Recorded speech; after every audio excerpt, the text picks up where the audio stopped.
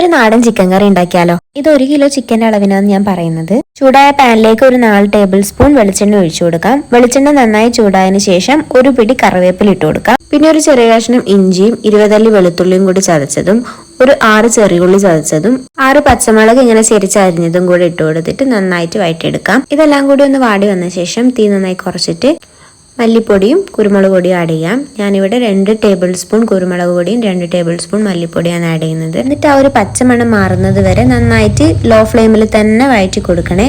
പൊടി കരിഞ്ഞു പോവാതെ ശ്രദ്ധിക്കണം. പിന്നെ കളർ കുറവ് തോന്നിയതുകൊണ്ട് മാത്രം ഞാൻ കുറച്ച് മുളക് പൊടി ആഡ് ചെയ്യുന്നുണ്ട്. മുളക് പൊടി ഈ കറിക്ക് അധികം വേണ്ട.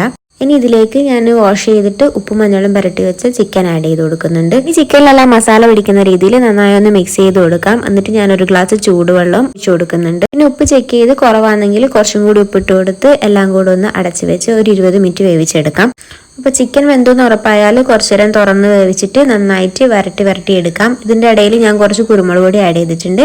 ആൻഡ് ഫൈനലി നമ്മൾ കുറച്ച് കറിവേപ്പില വെളിച്ചെണ്ണയും കൂടെ ആഡ് ചെയ്ത് കഴിഞ്ഞാൽ ചിക്കൻ കറി റെഡിയായി.